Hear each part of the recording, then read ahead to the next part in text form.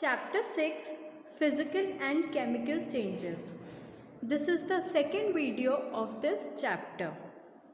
In the previous video, we have studied about physical changes and its properties. In this video, we will take up chemical changes. 6.2 Chemical Changes.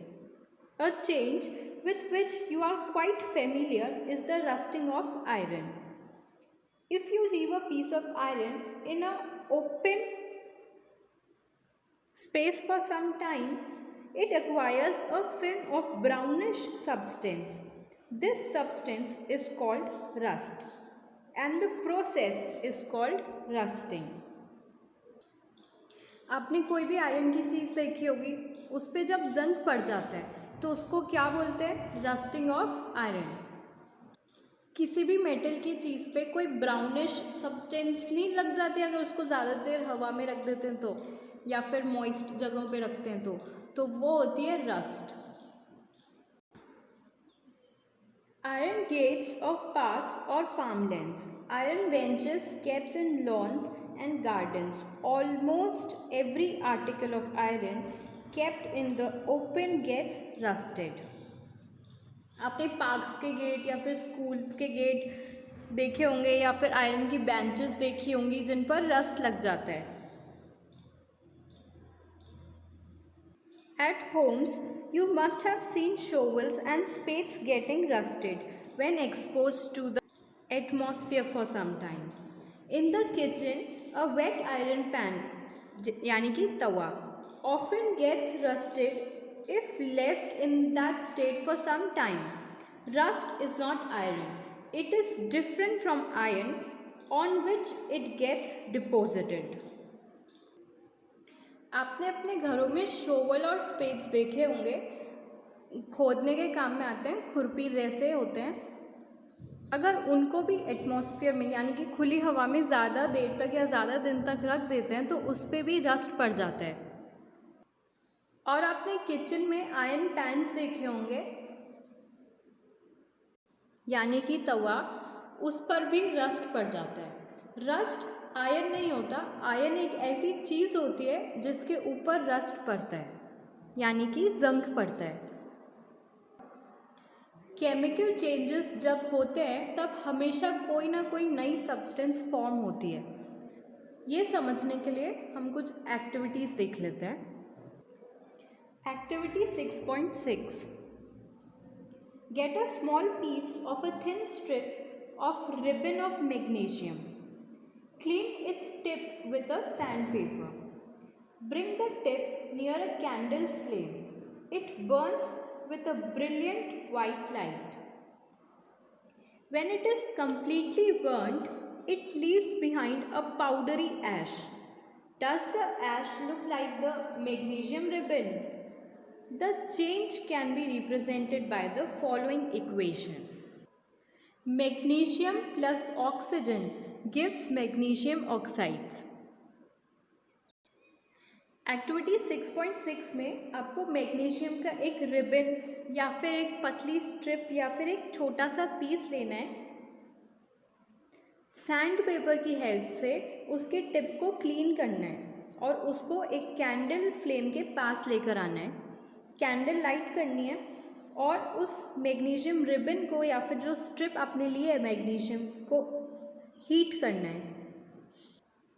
Heat करने पर आप देखोगे कि magnesium जब जलता है तो वो एक बहुत ही वाइट लाइट प्रोड्यूस करता है और जब वो पूरा जल जाता है तब वो एक पाउडरी ऐश छोड़ता है. वो ऐश मैग्नीशियम रिबन से मिलती है क्या? नहीं मिलती, क्योंकि मैग्नीशियम के जलने पर एक नई सब्सटेंस फॉर्म हो जाती है. इसको हम एक इक्वेशन से रिप्रेजेंट कर सकते हैं. Magnesium plus oxygen gives magnesium oxides.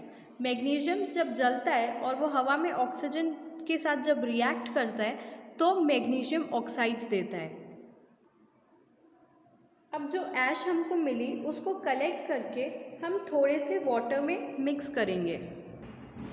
उसके बाद उस मिक्सचर को ब्लू और रेड लिटमस पेपर से टेस्ट करेंगे. On dissolving the ash in water, it forms a new substance.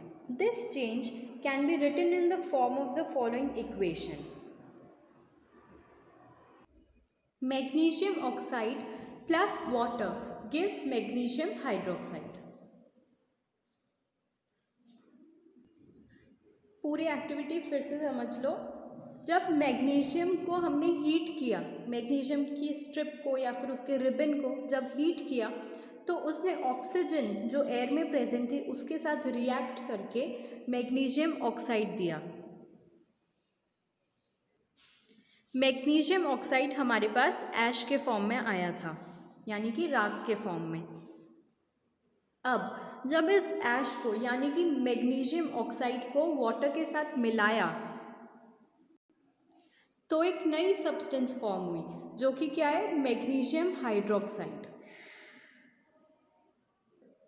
दोनों इक्वेशन समझ में आ गई। अब मैग्नीशियम हाइड्रोक्साइड हमको पता है कि बेस है। इन दोनों ही इक्वेशंस में जो नई सब्सटेंसेस फॉर्म हुई हैं वो है, फर्स्ट इक्वेशन में तो मैग्नीशियम ऑक्साइड और सेकेंड इक्वेशन में मैग्नीशियम हाइड्रोक्साइड। तो केमिकल चेंजेस जब भी होते हैं तब एक नई सब्सटेंस फॉर्म होती है। Moving forward, activity 6.7, dissolve about a tablespoon of copper sulfate in about half a cup of water in a glass tumbler or a beaker. Add a few drops of dilute sulfuric acid to the solution. इस activity में आपको क्या करना है कि copper sulphate लेना है और एक कंटेनर लेना है जिसमें आधा पानी भर देना है। फिर उस कॉपर सल्फेट को table spoon copper sulphate water के अंदर डालना है। Add a few drops of dilute sulfuric acid to the solution. फिर कॉपर सल्फेट और वाटर का जो सोल्यूशन था उसके अंदर डाइल्यूट सल्फ्यूरिक एसिड की कुछ ड्रॉप्स डाल देनी है और जब ये आप उसमें डाल दोगे तब उस मिक्सचर का कलर ब्लू हो जाएगा। Save a small sample of the solution in a test tube or a small glass bottle. Drop a nail or a used shaving blade into the remaining solution. इस solution का थोड़ा सा part एक test tube में save कर लेना अलग, और दूसरा जो ये कंटेनर में जो है सॉल्यूशन उसके अंदर एक नेल यानी कि कील या फिर एक ब्लेड डालनी है। Then wait for half an hour और सो। Observe the colour of the solution. और आधा घंटा वेट करने के बाद उस सॉल्यूशन का कलर देखना। Compare it with the color of the sample solution saved SAM. और जो टेस्ट ट्यूब में सॉल्यूशन अलग से सेव किया था उसका कलर और इस सॉल्यूशन का कलर दोनों को मैच करना। पहले तो हमारे सॉल्यूशन का कलर ब्लू था, उसके बाद जब ये आयरन नेल डाली या फिर ब्लेड डाली तो उसका कलर ग्रीन हो गया, क्योंकि कॉपर सल्फेट जो सॉल्यूशन में था और जो आयरन नेल थी उन दोनों का रिएक्शन हो गया। The changes that you notice are due to a reaction between copper sulfate and iron. The change of the color of the solution from blue to green is due to the formation of iron sulfate, a new substance. जब copper sulphate और iron का reaction हुआ तो एक नई substance भी form हुई जिसका नाम है iron sulphate.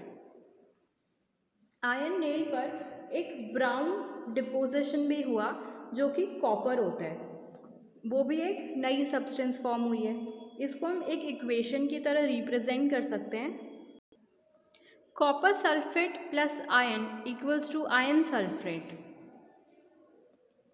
Plus copper, that is the brown deposition.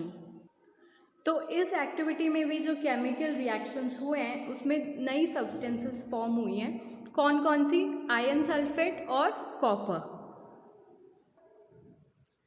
Chemical changes को समझने के लिए हम एक और बहुत इम्पॉर्टेंट एक्टिविटी करेंगे नेक्स्ट वीडियो में, and we will also study about the process of rusting of iron and crystallization.